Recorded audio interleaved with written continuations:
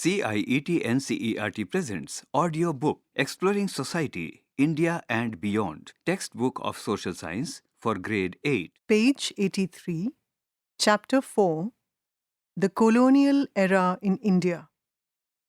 This lesson begins with a quote by William Digby, and it says, "Nearly 2 centuries ago, the early Britons in Bengal and the sister presidencies regarded the land and the people as fair game for plunder. Under the later Britons, as administrators, the plunder is proceeding far more outrageously today than at any preceding period. Modern England has been made great by Indian wealth, wealth always taken by the might and skill of the stronger." This quote is by William Digby, and it was said in 1901. On the left-hand side on this page, a picture is given.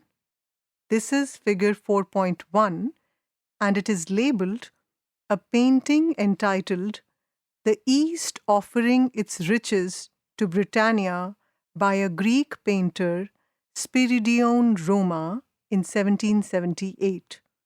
The painting is discussed later in the chapter. The big questions. 1.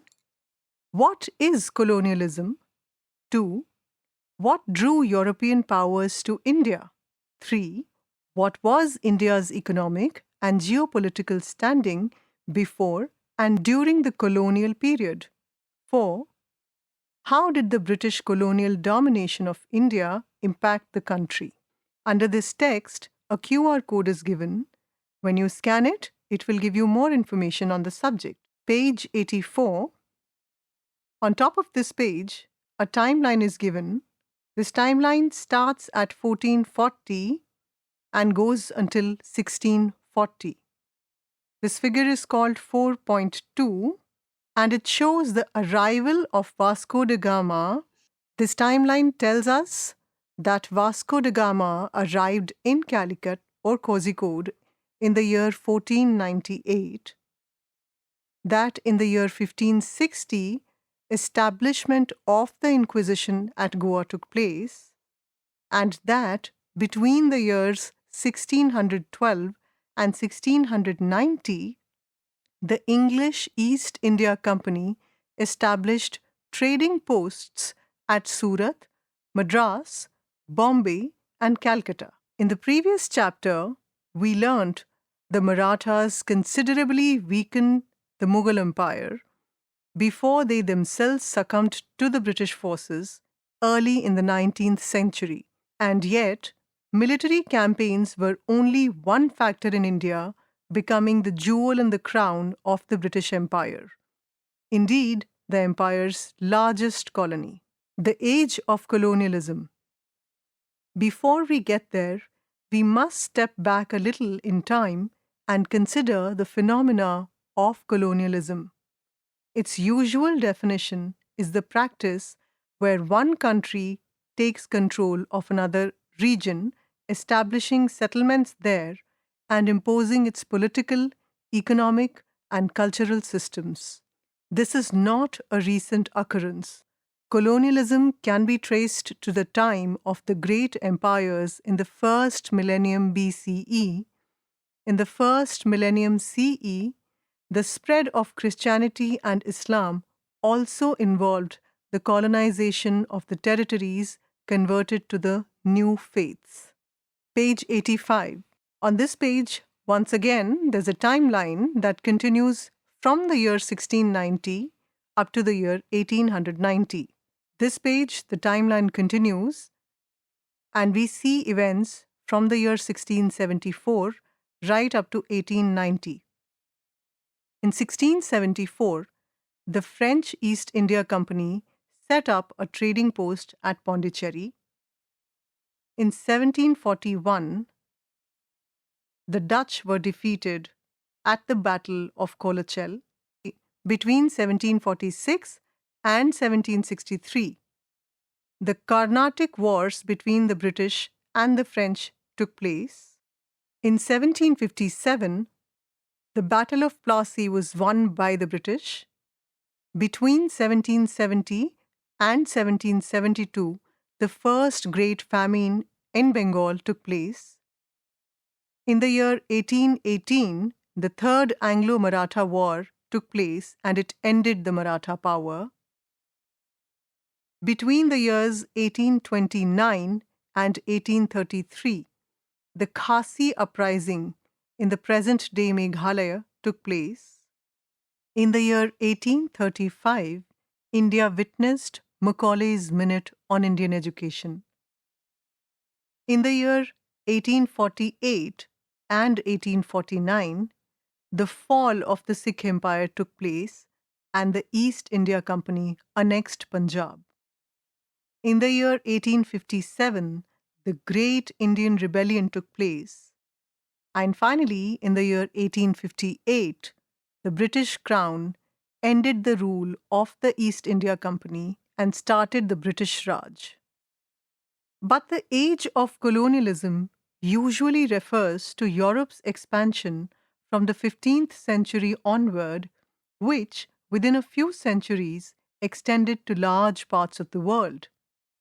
As you will discover in higher grades, European powers, in particular Spain, Portugal, Britain, France, and Netherlands, established colonies across Africa, Asia, the Americas, Australia, and many Pacific islands after conquering large parts of those regions of the world. Often, the conquests were achieved through military campaigns that involved the massacre or enslavement of native populations. The word enslavement is highlighted here, and it means turning someone into a slave. To undertake such campaigns, political competition between European powers created a race for territorial expansion and global influence. Territorial expansion had obvious economic advantages: access to new natural resources, new markets, and new trade routes, and often plunder, as we will see. Converting indigenous populations to Christianity was another powerful motivation. A lesser one, but significant nonetheless, was scientific inquiry, the desire to explore unknown lands so as to accumulate knowledge of the planet's geography and natural history. Page 86. While colonizers often claimed that they had civilizing mission of bringing progress to the colonized peoples, who were often demonized as savage, primitive, or barbaric, the reality was very different.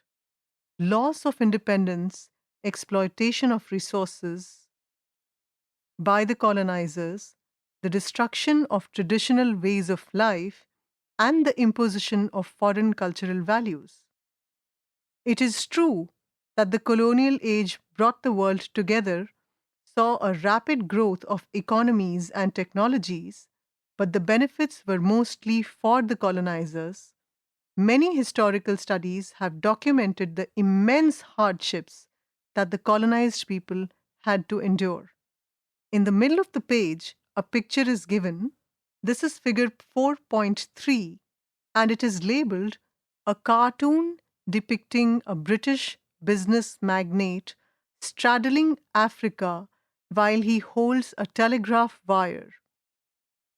This is made by Edward Linley Samburn in the Punch magazine, London, 1892.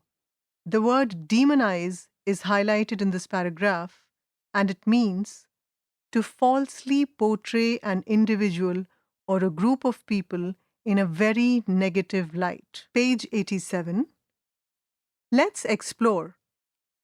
What do you think the cartoon, figure 4.3, is trying to express?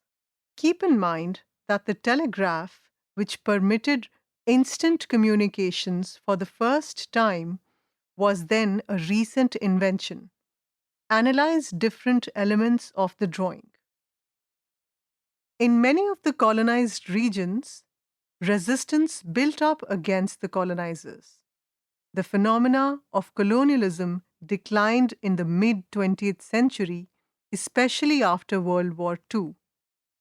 Many factors contributed to rapid worldwide decolonization, with most colonized countries attaining independence.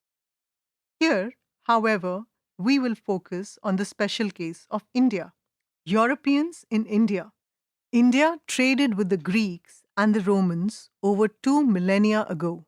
Indian goods, spices, cotton, ivory, gems, sandalwood, teak wood, wood steel, among other commodities, were highly sought after in the Mediterranean world until the 16th century CE, when European powers began sailing to the Indian subcontinent. India was a vibrant economic and cultural powerhouse. Historical estimates by economist Angus Maddison, in particular, suggest that India contributed at least one fourth of the world GDP during this whole period, making it one of the two largest economies globally, alongside China, whose contribution was of the same order. The word GDP is highlighted here, and it is an abbreviation of Gross Domestic Product, a measure of the value of goods and services a country, or the world in this case, produces in one year. It is remarkable that from the 16th century onward, many European travelers to India described her as flourishing and noted her manufacturing capabilities, diverse agricultural output, and extensive internal as well as external trading networks. However, this economic prosperity also made India an attractive target for European colonial ambitions. Let us survey Europe's first colonial powers in India: the Portuguese, commerce, and atrocities. The Portuguese explorer and navigator Vasco da Gama's arrival at Kappad, near Kozhikode in Kerala, in May 1498 paved the way for the beginning of European colonization in India. Page 88. At the top of the page, in the left hand corner, a picture is given. This is a stamp with a woman's picture inside it, and the text that describes this picture says, "A few centuries ago, the port town of Ullal," page 88, "though he was well received, his aggressive ways failed to establish friendly relations with the local rulers.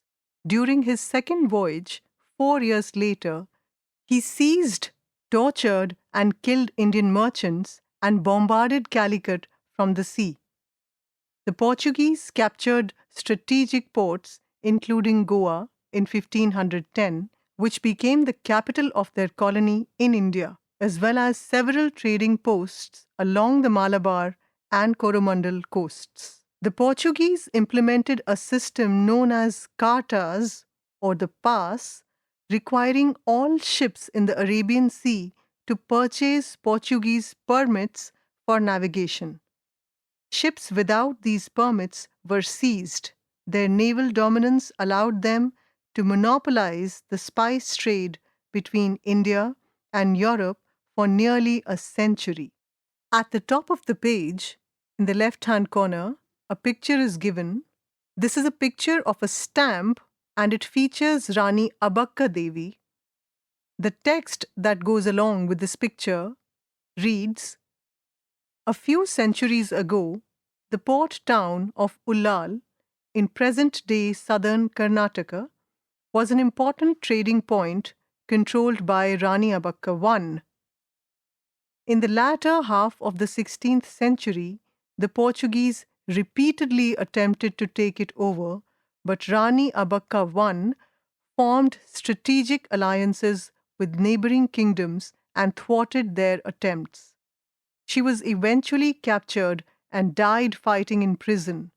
Her successor, Rani Abakka II, is reported to have created fireballs out of coconut shells and set several ships of the Portuguese navy on fire."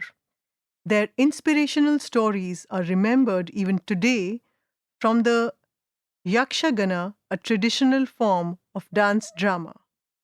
Alongside commercial exploitation, the Portuguese presence in Western India was characterized by religious persecution.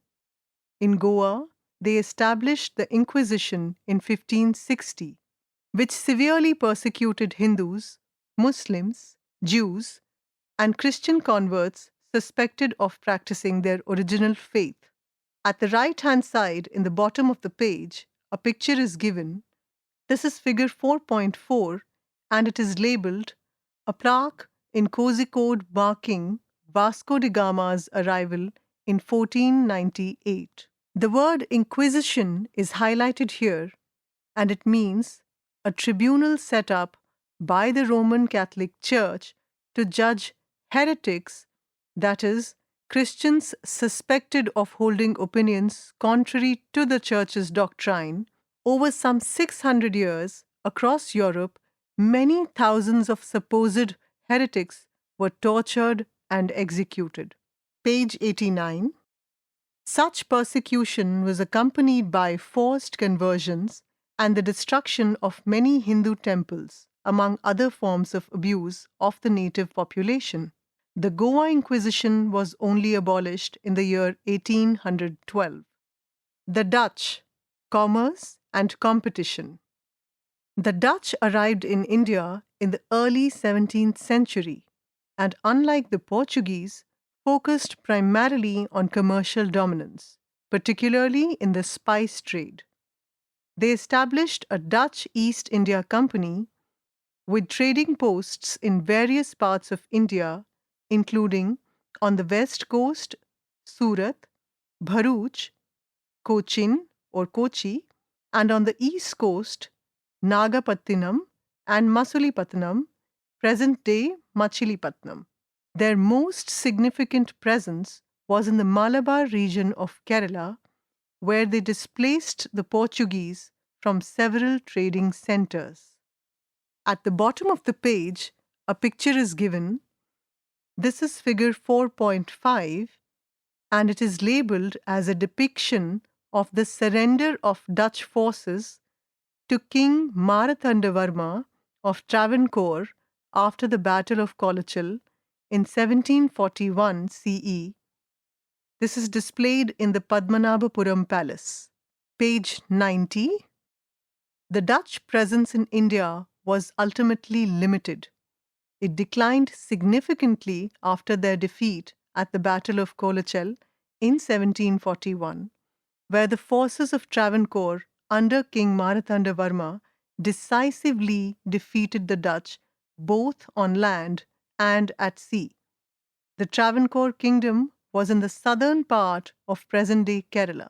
This battle was a rare instance of an Asian power successfully repelling a European colonial force. The French, colonial ambitions.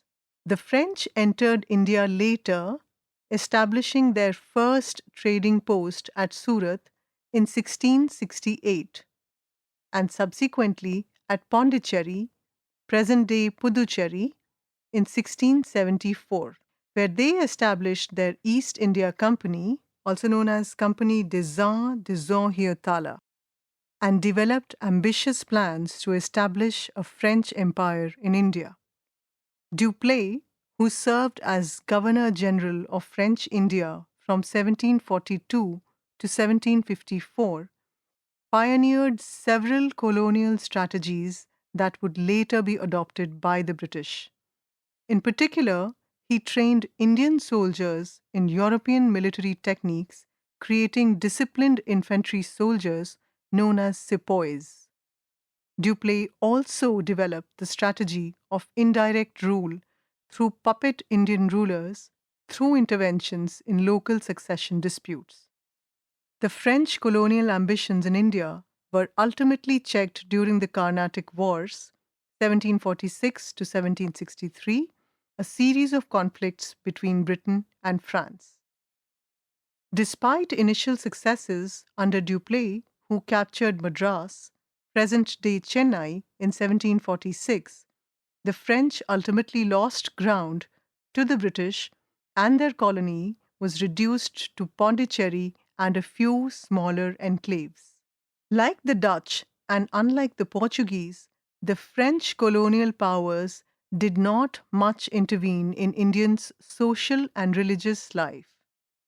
A rare exception was the description in 1748 of Pondicherry's large Veda Purishwaran temple ordered by Dupleix on the persistent request of Pondicherry's Jesuit priests and Dupleix's own wife, with a view to asserting the dominance of Christianity. Generally, however, the French had to be content with a modest amount of trade with India. Page 91. At the top of the page, a picture is given. This is figure 4.6. It is labeled as a 1764 plan of Pondicherry, showing the city enclosed in fortifications and grid planning. The large structure facing the sea at the bottom was the fort. The top of the plan points to the west. Enter the British. Britain dominated the Indian subcontinent for nearly 2 centuries. How did this happen? Many books have dissected the methods of the British rulers. We will not attempt to tell a complete story, but will focus on the main aspects of their colonial presence in India. Page 92. From traders to rulers. The British conquest of India is one of history's most remarkable examples of how a trading company could transform into an imperial power. Unlike classic conquests, the British takeover of India was gradual, calculated, and often disguised as commercial enterprise rather than military invasion. The English East India Company was established as a trading company and was granted a royal charter by Queen Elizabeth I, which gave it special powers to raise a private army, for instance. Nevertheless, its agents initially kept up a pretense of being mere traders, which allowed them, in the 17th century, to establish footholds along India's coast with minimal resistance. Surat, Madras, Bombay, and Calcutta among the first. Local rulers did not mind these trading posts as they generally welcomed foreign trade, which, let us recall, was a long standing practice in India. These modest beginnings concealed the company's long term ambitions. Let us explore. Before you read further, have a good look at the painting on the first page of this chapter. It was specially ordered for the London headquarters of the East India Company and is over 3 meters long. Observe every aspect of it: the people in it, the objects, the symbols, and the attitudes. Form groups of 4 or 5 students and let each group present its conclusions as regards the messages the painting conveys. You will find our answers a few pages down when we return to the painting, but avoid looking at them right now. The strategy of divide and rule. While maintaining an appearance of traders, the company's agents cultivated political relationships with local rulers, offering military support to some against their rivals, thus inserting themselves into Indian political conflicts and emerging as power brokers rather than foreign invaders. They would also play on rivalries between regional rulers or succession disputes within ruling houses so as to benefit from these conflicts, the divide and rule policy. Page 93. The British were equally skilled at exploiting existing divisions within Indian society. They identified and often encouraged tensions between religious communities. For instance, the Battle of Plassey, 1757, exemplifies this approach. When tensions arose between Siraj-ud-Dowlah, the Nawab of Bengal, and the East India Company officials, led by Robert Clive, the latter identified disgruntled elements within the Nawab's court. Clive hatched a conspiracy with Mir Jafar, the Nawab's military commander, promising to install him as the new Nawab in exchange for his betrayal. The battle took place at Plassey as the British spelt it, some 150 kilometers north of present-day Kolkata. Some French forces assisted the Nawab, but Mir Jafar's forces, constituting the majority of the Nawab's army, stood aside, ensuring a British victory despite their smaller number. Even today, Mir Jafar in India remains a synonym for traitor. In the middle of the page, a picture is given. This is figure 4.7, and it is labeled Clive leading the East India Company's troops at Plassey, 1757, painting by William Heath, the year 1821. By positioning themselves as a kingmaker, the East India Company gradually established control over increasingly large territories.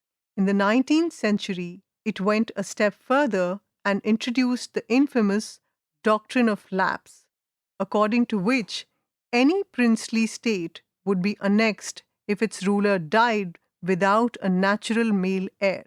Page 94. This deliberately disregarded the Hindu tradition of adoption, which was a legitimate means of succession in Indian royal houses. Don't miss out. In the Indian context, a princely state was a region that remained under the rule of an Indian prince, Maharaja, or Nawab, but which had accepted British protection and guidance in exchange for maintaining internal autonomy. There were hundreds of them, from large ones such as Hyderabad, Mysore, Travancore, or Jammu and Kashmir, to smaller ones. At the time of India's independence, there were over 500 princely states covering about 40% of the subcontinent. The doctrine of lapse led to the annexation of numerous states, contributing to the expansion of the territorial control of the British. In sections of Indian society and contributed to the 1857 rebellion, to which we return below. Another stratagem, known as subsidiary alliance, was to install a British resident in the courts of Indian rulers to protect them against internal or external threats. In exchange, they would have to maintain British troops at their own expense and conduct foreign relations only through the British. While appearing to preserve the sovereignty of princely states, the system effectively transferred real power to the British while burdening Indian rulers with the costs of their own subjugation. The ruler of Hyderabad was among the first to enter such an alliance in 1798. Several others soon followed. These so-called alliances allowed the British to control vast territories without the administrative costs of direct rule, creating what was called an empire on the cheap. Once a state entered the system, exiting it was virtually impossible, as any attempt to break free would face overwhelming British military response. Page 95. From paradise to hell, devastating famines. A few years after its victory at Plassey, the East India Company secured the right to collect revenue in Bengal, Bihar, and Odisha, some of India's richest regions. Clive described Bengal in particular as the paradise on earth. The word paradise is highlighted here, and it means, in a religious context, heaven. Here, an ideal, wealthy, or perfectly happy place. The company's agents extracted maximum revenue while investing minimally in government or development, with devastating consequences for the population. In 1770 to 1772, coming on top of 2 years of crop failure, the harsh revenue collection targets imposed by the East India Company in Bengal, requiring farmers to pay a high rate of cash taxes on the produce of their lands, regardless of harvest conditions, caused a catastrophic famine which killed nearly one-third of its population, or an estimated 10 million people. In fact, the company maintained harsh revenue collection targets, even increasing the land tax during the famine. Such cruelty was denounced later not only by Indian personalities but by some British officials and public intellectuals such as William Digby, whom we quoted at the start of this chapter. W. W. Hunter, an official, wrote, "While the country every year became a total waste, the English government constantly demanded an increased land tax. All through the stifling summer of 1770, the people went on dying. The husbandmen, or farmers, sold their cattle, they sold their implements of agriculture, they devoured their seed grain, they sold their sons and daughters, till at length no buyer of children could be found. They ate the leaves of the trees and the grass of the field. Day and night, a torrent of famished and disease-stricken wretches poured into the great cities." Such tragic famines were going to record throughout the British rule in India.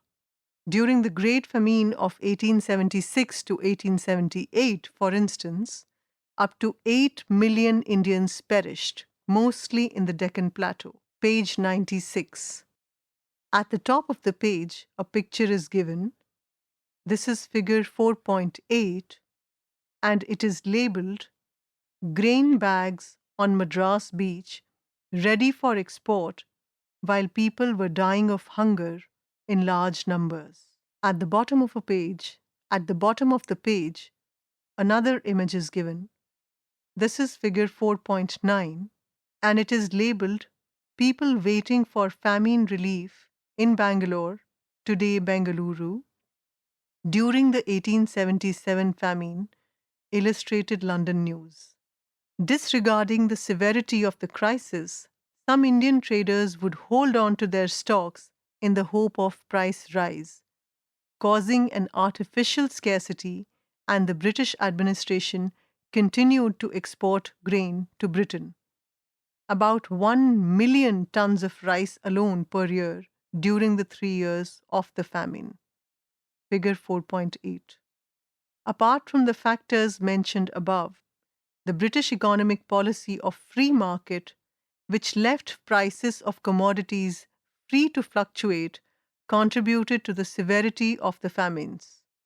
Thus, Lord Lytton, Viceroy of India during the 1876 to 1878 famine, issued an order that there is to be no interference of any kind on the part of the government with the object of reducing the price of food.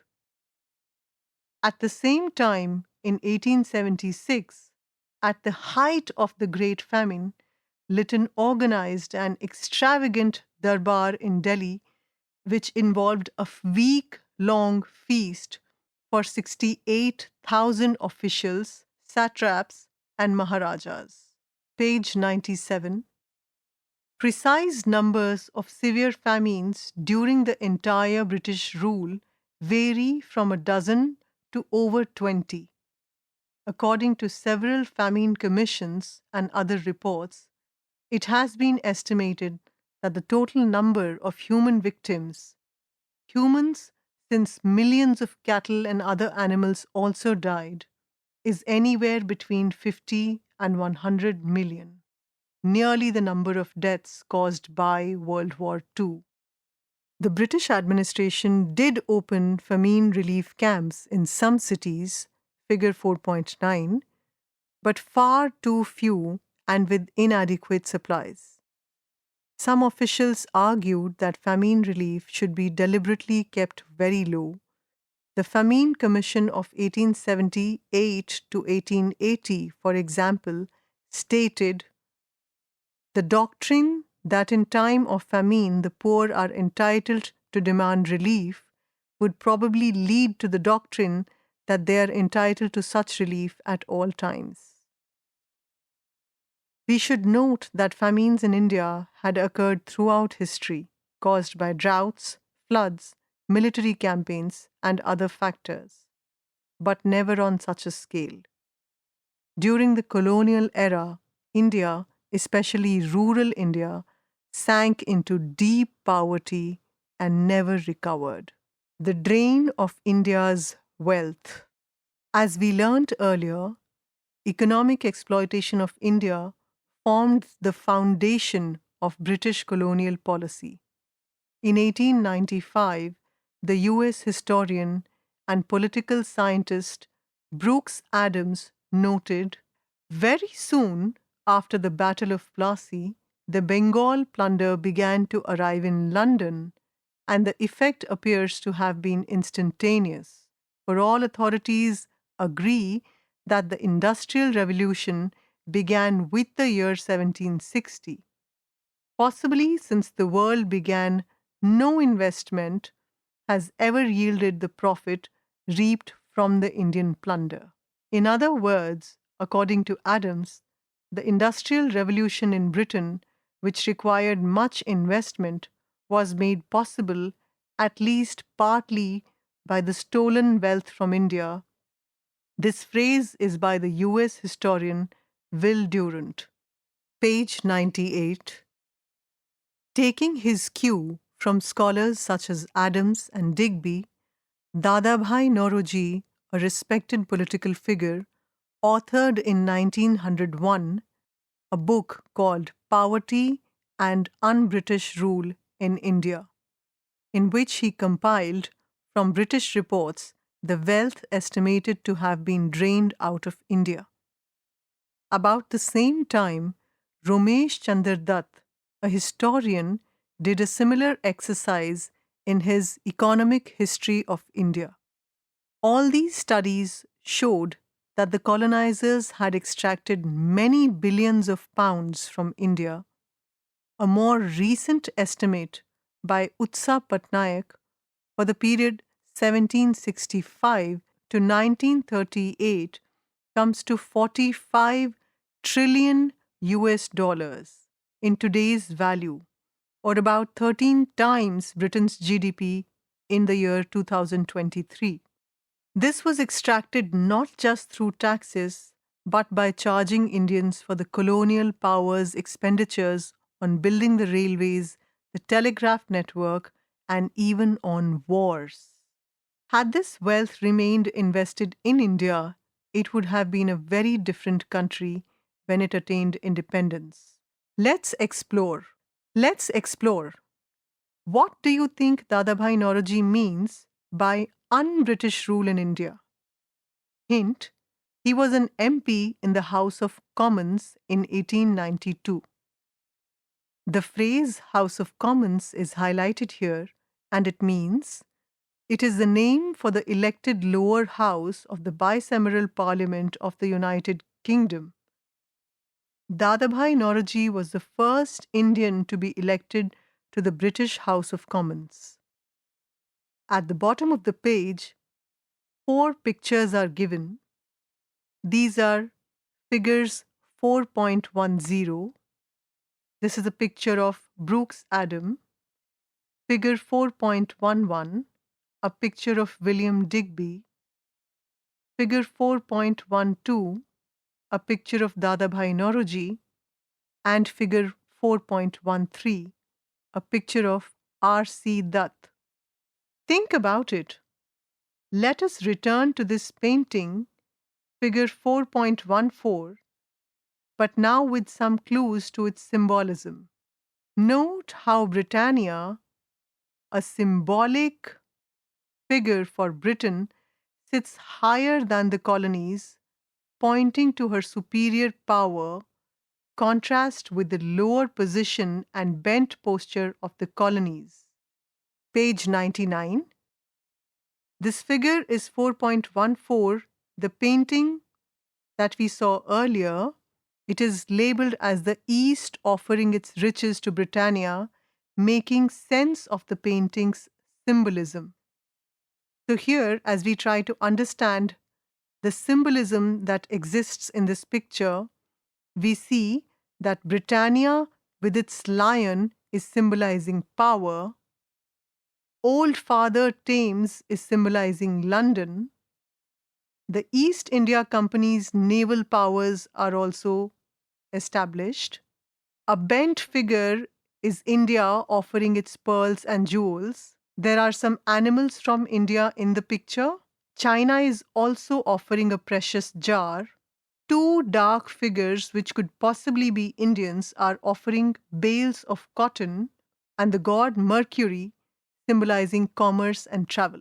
Delving deeper into this picture, we have to ask, did they really offer their wealth?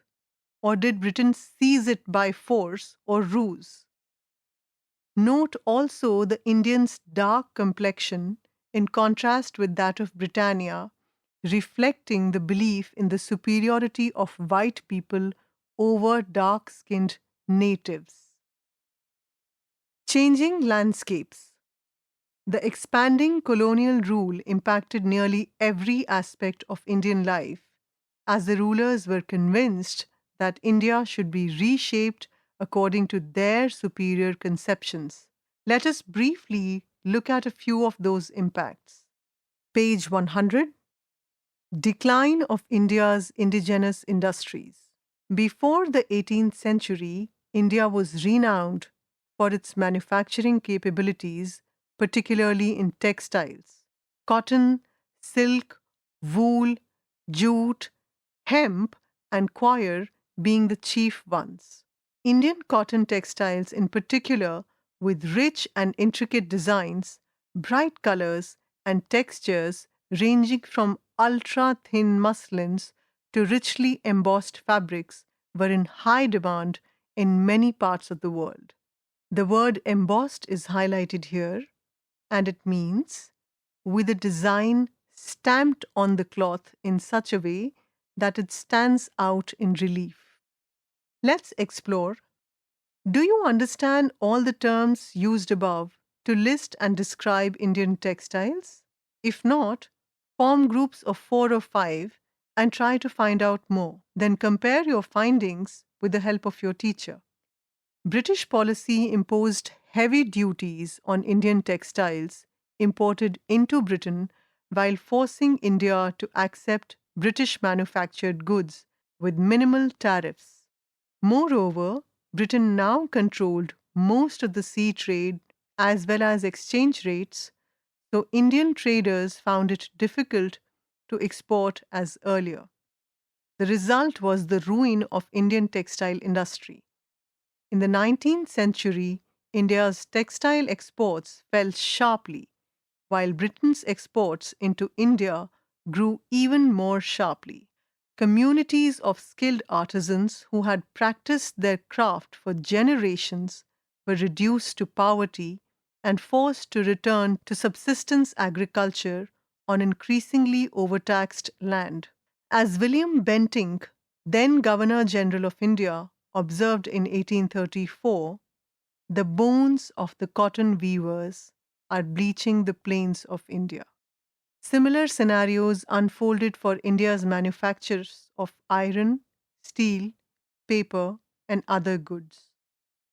India's share of the world GDP kept declining throughout the colonial rule, reaching hardly 5% at the time of independence.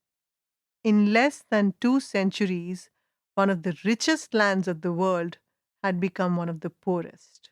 Dismantling traditional governance structures. Before British colonization, India possessed well organized systems of local self governance. Village councils managed community affairs, resolved disputes, and organized public works such as irrigation, roads, etc. Page 101. Regional kingdoms maintained complex administrative structures that had evolved over centuries to address local needs and conditions. Charles Metcalfe, an acting Governor General in the 1830s, described the system and its efficiency in this important statement. The village communities are little republics, having nearly everything they want within themselves. They seem to last where nothing else lasts. Dynasty after dynasty tumbles down. Revolution succeeds to revolution, but the village community remains the same. This union of the village communities, each one forming a separate little state in itself, has contributed more than any other cause to the preservation of the people of India. The British systematically dismantled these indigenous governance systems, replacing them with a centralized bureaucracy designed primarily to facilitate tax collection and maintain order rather than promote public welfare. This transformation destroyed centuries old mechanisms of community decision making, disregarded customary laws and practices that had governed Indian communities for generations. While presented as modernization, this imposition of a foreign system unsuited to India alienated ordinary Indians from the judicial system, creating courts that were expensive, time consuming, and conducted in a foreign language. Transforming Indian education, creating brown Englishmen. Education became a powerful tool for the creation of a class of Indians who would serve British interests. In the earlier centuries, India had diverse educational traditions: pathshalas, madrasas, viharas, and many forms of apprenticeship learning. These institutions transmitted not only practical knowledge but also cultural values and traditions. Even in the early 19th century, British reports reported hundreds of thousands of village schools across India. For instance, 100,000 to 150,000 of them in Bengal and Bihar up to 1830, where young natives are taught reading, writing, and arithmetic upon a system so economical and at the same time so simple and effectual. Page 102. A sharp turning point in India's educational history was marked by the notorious 1835 Minute on Indian Education of British historian and politician Thomas B. Macaulay. In it, although he admitted that he had no knowledge of either Sanskrit or Arabic, he expressed his conviction that European knowledge was vastly superior to India's. He says, "I have never found one among them, Orientalists, who could deny that a single shelf of a good European library was worth the whole native literature of India and Arabia." The word Orientalist is highlighted here, and it is a largely obsolete term to designate a scholar of the Orient, that is, regions from West Asia to the Far East. In India, Orientalists, now called Indologists, were often scholars of Sanskrit, Pali, Persian, and other languages. Indians, therefore, needed British education, whose objective would be to create a class of Indians who would be Indian in blood and color, but English in taste, in opinions, in morals, and in intellect. Although a few prominent British Orientalists argued that Indian students should be left to study in their own languages, Macaulay's policy gained the upper hand and India's traditional schools slowly disappeared. While English became a language of prestige associated with the colonial masters, resulting in lasting divisions in Indian society between English educated elites and the masses. The new education system served multiple colonial objectives. It created a pool of Indian clerks and minor officials who could staff the lower ranks of the colonial administration at a fraction of the cost of British personnel. It also sidelined traditional sources of knowledge and authority, creating generations of Indians disconnected from their own cultural heritage. Think about it. What exactly did Macaulay mean when he wrote that a single shelf of a good European library was worth the whole native literature of India and Arabia? And why should he want to make Indians English in taste, in opinions, in morals, and in intellect? How does this relate to the civilizing mission mentioned at the start of the chapter?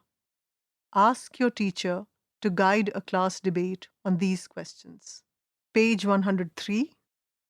Reshaping economic structures to serve imperial needs. The British transformed India's economy from a self sufficient agricultural system, supplemented by craft and manufacture production, into a supplier of raw materials for British industry and a market forced to buy British goods. Without going into technical details of this economic transformation, let us take the example of the construction of India's vast railway network, often cited as a colonial blessing. While the railways did bring people closer together and integrated India's internal market, it was designed primarily to move raw materials from the interior to ports for export and to distribute British manufactured goods throughout India. Railway routes largely ignored existing trade patterns to serve colonial economic interests. At the bottom of the page, a picture is given. This is figure 4.15 and it is labeled a steam locomotive of the Madras Railway, one of the companies operating the rail network in British India in 1860. Page 104. Another purpose was to move armies quickly from their cantonments if they had to fight a distant rebellion on war. Besides, the construction of India's railway was not a gift from the colonial rulers to India. Most of it was paid for by Indian tax revenue, which means that Indian funded infrastructure that primarily served British strategic and commercial interests instead of being focused on serving the people's needs. The same can be said of the telegraph network. Even the administrative costs of colonialism were borne by Indian subjects. The colonial administrative apparatus, military installations, and the lavish lifestyles of British officials in India were all financed by Indian taxation. In short, Indians funded their own subjugation. Early resistance movements challenging colonial authority.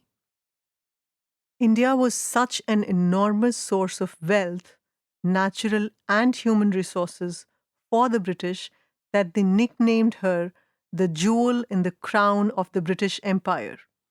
And they asserted that India would forever remain part of the British Empire on which the sun never sets. Think about it. What is meant by the sun never sets on the British Empire? Do you think this was a correct statement? However, almost from the beginning of the British conquest of India, resistance movements manifested to try and repel this self imposed guest. We will briefly survey a few such movements, but before we do so, let us understand the map of the British Indian Empire, figure 4.16. The red and pink territories are those directly under British administration, while the yellow ones are the princely states that we discussed earlier. The black lines stand for the railway lines. Page 105. At the top of the page, a map of the Indian Empire under the British governance is given.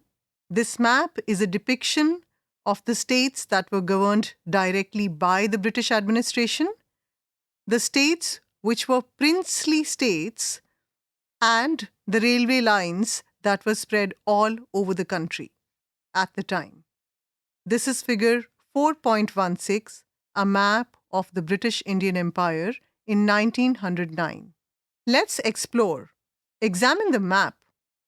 What are the main differences with the map of today's India in terms both of borders and of names? The Sannyasi Fakir Rebellion, one of the earliest organized resistance movements, often called the Sannyasi Fakir Rebellion, began in Bengal after the terrible famine of 1770. Groups of sannyasis or Hindu ascetics and fakirs, Muslim ascetics, who traditionally traveled freely for pilgrimage and charity, found their movements restricted by the British East India Company policies, especially by the new land and taxation policies. Page 106. The precise motivations of the sannyasis and fakirs have been debated, but over the next 3 decades, they attacked British treasuries and tax collectors. The British called them bandits, executed some of them, and used their superior forces to eventually defeat them. This rebellion later inspired the Bengali writer Bankim Chandra Chattopadhyay's novel Anandamath, 1882. It contained the song Vande Mataram, which would inspire Indians during the struggle for freedom in the early 20th century, and after independence became India's national song. Tribal uprisings. India's tribal communities faced unique threats as the British expanded into forests and hills, disrupting their traditional way of life. The British described tribals as primitive, restricted their access to forests and forest produce, sometimes acquiring tribal land or turning it into private property, imposing cash taxes, catching tribals in debt traps, replacing traditional tribal councils with the British legal system, and encouraging missionaries to civilize and convert tribals to Christianity. Besides, a colonial law categorized hundreds of tribal communities as criminal tribes, causing them to be unjustly harassed for decades, led some tribes to rise in rebellion against the colonial power. Among the first such events, the Coal Uprising, year 1831 to 1832, in Chota Nagpur, in present-day Jharkhand, started when the British introduced land policies that favored outsiders over the original tribal inhabitants. The coal tribes, which included the Mundas and the Oraons, among others, temporarily established their control over significant territory before being defeated by the British forces. The Santhal Rebellion of 1855 to 1856, a widespread uprising of the Santhal people across parts of present-day Jharkhand, Bihar, and West Bengal, was led by 2 brothers, Sidhu and Kanhu Murmu, and rebelled against moneylenders and landlords who were taking away their ancestral lands with British support. The Santhals declared their own government and vowed to fight to the last drop of blood. Page 107. The British response was brutal. After some initial losses, they burned entire villages and killed thousands of Santhals, including, eventually, the rebel leaders. However, the daring Santhal rebellion inspired other tribal communities to resist colonial rule. In the middle of the page, a picture is given.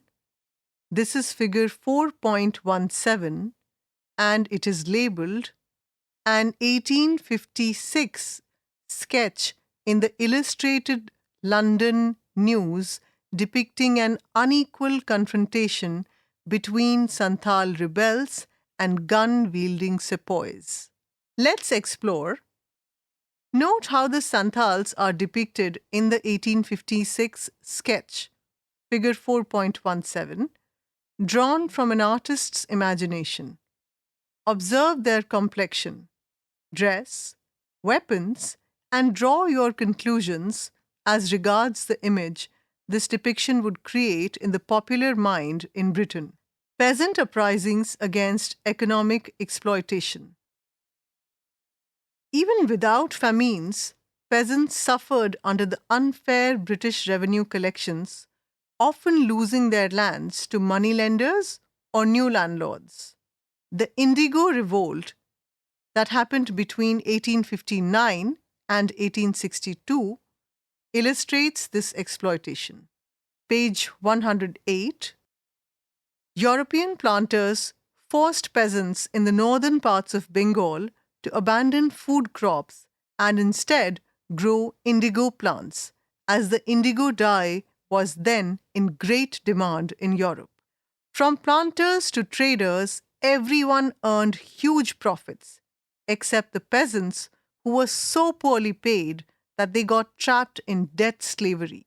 When they refused to grow indigo, they faced imprisonment, torture, and destruction of their property. Their uprising was directed mostly at planters who retaliated by hiring mercenaries to attack the peasants. Their cause was supported by educated Bengalis and the Bengali press. The British authorities were eventually forced to restrict some of the worst abuses. Let's explore. Indigo is a natural deep blue pigment used in dyeing. Can you think of other natural substances that have been traditionally used in India to dye cloth? There are several more notable examples of uprisings across the subcontinent, which, along with the other aspects of the British rule that we saw earlier, built up to the largest uprising of the 19th century. Let us turn to it. The Great Rebellion of 1857. The British called it the Sepoy Mutiny.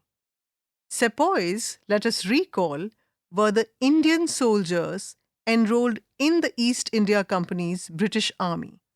Its officers, of course, were almost all British. After India's independence, historians rejected the term Sepoy Mutiny. The word mutiny is highlighted here, and it means, in this context, mutiny refers to a rebellion by soldiers or sailors, in the case of a navy, against their officers. So after India's independence, historians rejected the term Sepoy Mutiny, proposing a few others instead. Following many scholars, we will call the event the Great Rebellion of 1857. But what exactly happened? Let's explore. Why do you think was the term Sepoy Mutiny rejected after Indian independence? Write one paragraph explaining your reasons. Page 109. At the top of the page, a picture is given. This is figure 4.18, and it is an imaginary depiction of the Sepoys' rebellion at Meerut. Illustrated London News, 1857. Even earlier, there were several signs of severe discontent among the Sepoys, beginning with the so-called Vellore Mutiny of 1806, which erupted when the British introduced new uniform regulations that violated the religious practices of both Hindu and Muslim Sepoys. For example, they were forbidden from wearing religious marks on their foreheads and were required to shave their beards. The Sepoys seized the Vellore fort in present-day Tamil Nadu and killed many British officers and troops. The revolt, killing or executing hundreds of sepoys. We should also keep in mind that most sepoys were from agricultural families, which had been suffering great hardship owing to the British policies on land revenue. After decades of increasing frustration, in 1857, rumors spread across northern and central India that rifle cartridges were greased with cow and pig fat, offending the Hindu and Muslim sepoys' religious sensibilities. At Barakpur, which is in present day West Bengal, the sepoy Mangal Pandey attacked British officers.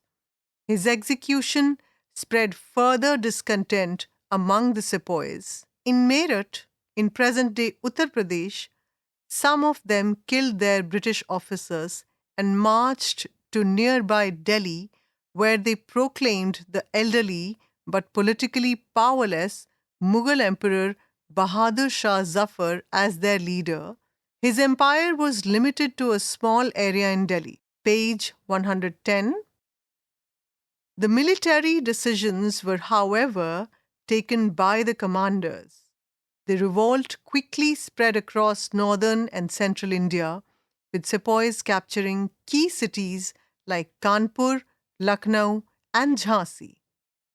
At Kanpur, rebel forces under Nana Sahib initially agreed to give safe passage to British civilians, but then massacred over 200 men, women, and children for reasons that are still debated. The British response was systematic and extremely brutal, beginning with the recapture of Delhi in September 1857, where the British forces conducted house-to-house massacres. At Kanpur, they conducted mass executions designed to strike terror in the population. In a long, punitive campaign, they burned villages and destroyed crops, causing countless deaths, vastly more than those inflicted by the rebels. According to some historians, the Great Rebellion failed because the sepoys lacked a unified command and a consistent strategy, despite some heroic leaders. The uprising failed, but it marked a turning point, especially in sowing a seed for the idea that foreign domination was unacceptable. The seed would grow early in the 20th century into a full-fledged struggle for freedom, though with different methods. Meantime, in 1858, the British Crown took direct control of India from the East India Company, initiating the period of the British Raj. British policies shifted from aggressive territorial expansion to consolidation of control. The Indian Army was reorganized so as to prevent unified resistance in the future. The legacy of European colonialism in India. The European, mostly British, conquest and rule of India was not a civilizing mission. India's own civilization was much older than Europe's. It was a process of subjugation and exploitation executed systematically with brutal repression if necessary. Page 111. On this page, there is a scroll that is titled Two Heroines. At the top of the page in the right-hand corner, a picture is given. This is figure 4.19 and it is labeled a miniature portrait of Rani Lakshmi Bai. It was painted in 1853 or earlier. Rani Lakshmi Bai of Jhansi fought bravely to save her kingdom from British annexation. Assisted by the Maratha Tatya or Tatya Tope, Nana Sahib's military advisor, Rani Lakshmi Bai managed to escape a besieged Jhansi and to conquer the Gwalior fort, seizing the treasury and the arsenal. She was killed on 18th June 1858 on the battlefield. The British Army officer who commanded the attack on Jhansi noted that the Rani was remarkable for her beauty, cleverness, perseverance, and generosity to her subordinates. These qualities, combined with her rank, rendered her most dangerous of all the rebel leaders. She was the best and the bravest of the rebels. Tatya Tope continued fighting until early 1859, but was betrayed and handed over to the British, who hanged him. At the bottom of the page on the same scroll, another picture in the left-hand corner is given.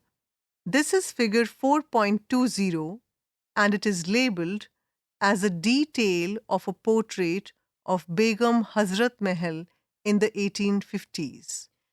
Begum Hazrat Mahal of Awadh, north central portion of Uttar Pradesh, also resisted the British-led resistance after her kingdom was annexed and joined the rebels during the 1857 uprising, leading the defense of Lucknow when the British attempted to recapture the city.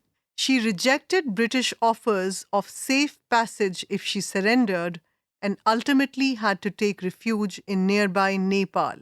In November 1858, Queen Victoria issued a proclamation marking the end of the East India Company's rule in India. She promised non-interference in religious matters and greater inclusion of Indians in the administration. Begum Hazrat Mahal issued a counter-proclamation warning Indians not to trust such assurances, as it is the unvarying custom of the English never to forgive a fault, be it great or small. Page 112. Except for a small Indian elite who accepted British rule as inevitable, the Indians suffered the fate of many of the world's colonized populations: abuse, exploitation, violence, and uprooting. At the same time, the colonial rule had some largely unintended consequences. It opened or reopened India to the world and the world to India. The British and the French, to a much smaller extent, were systematic in documenting every aspect of their conquest from its geography. They conducted meticulous surveys of the subcontinent. They created impressive lists of all the ethnic groups, although the lists were flawed because of the unscientific but prevalent notions of race. As genetics has shown, races do not exist. They also documented India's monuments, studying their art and architecture, restoring some of the ruined ones, and initiating the discipline of archaeology. But in the process, they and other colonial powers stole thousands of statues, paintings, jewels, manuscripts, and other cultural artifacts from India and sent them to European museums or private collections. While this represented a profound cultural loss and violation of India's heritage, it also promoted some appreciation of Indian art in the European public. Such massive theft took place over much of the colonized world. Today, there are ongoing debates and efforts to repatriate some of these cultural treasures to their countries of origin. Let's explore. In the sentence, it opened or reopened India to the world and the world to India, why do you think we added the word reopened? Some argue that stolen cultural heritage has been better preserved abroad than it would have been in India. What is your view on its repatriation? Discuss in groups. Finally, although British scholars were not the first Europeans to master the Sanskrit language, they started publishing some of the first translations of Sanskrit texts into a European language. The French, the Germans, and others soon followed. Page 113. At the top of the page, a picture is given. This is figure 4.21 and it is labeled as the title page of the first English translation in 1785 of a Sanskrit text, the Bhagavad Gita, or Dialogues of Krishna and Arjuna using modern spelling. The translator was Charles Wilkins. The motivations were mixed. Some scholars were genuine students or admirers of India's ancient culture, while others were convinced that by studying Indian languages and texts, it would be easier to demonstrate the superiority of Christianity. The spread of Sanskrit studies and texts in Europe, followed later by other Indian languages, was like the discovery of a new continent. In the words of the German philosopher George Hegel, Indian texts had a great impact on European philosophers, writers, poets, artists, and sometimes statesmen. This influence extended to the United States of America in the 19th century. This is a reminder that although political domination may flow in one direction, cultural influence sometimes flows in the opposite direction. Page 114. Before we move on, the Portuguese, the Dutch, the French, and the British were attracted to India primarily because of her great wealth. They fought among themselves for dominance of the subcontinent, with the British gaining the upper hand. The British ruthless taxation policy inflicted great misery on the people, causing severe famines in particular and millions of deaths. The deliberate deindustrialization of India devastated her once thriving manufacturing sector. Gradually, the British imposed their administrative structures, legal systems, and educational institutions to ensure total colonial control over the Indian society. The Portuguese focused on religious conversion and cultural transformation in Goa created long-lasting social divisions. The French policy of assimilation created a small elite of culturally French Indians in Pondicherry. Several uprisings took place from the late 18th century onward, with the Great Rebellion of 1857 threatening the colonial rule for a while. Most of these uprisings were brutally repressed. In the 19th century, India's classical culture, in particular through translated Sanskrit texts, flowed back to the West, creating a lasting influence. Questions and activities. Question 1. What is colonialism? Give 3 different definitions based on the chapter or on your knowledge. 2. Colonial rulers often claimed that their mission was to civilize the people they ruled. Based on the evidence in this chapter, do you think this was true in the case of India? Why or why not? 3. How was the British approach to colonizing India different from earlier European powers like the Portuguese or the French? Page 115. Question 4. Indians funded their own subjugation. What does this mean in the context of British infrastructure projects in India like the railway and telegraph networks? 5. What does the phrase divide and rule mean? Give examples of how this was used by the British in India. 6. Choose one area of Indian life, such as agriculture, education, trade, or village life? How was it affected by colonial rule? Can you find any signs of those changes still with us today?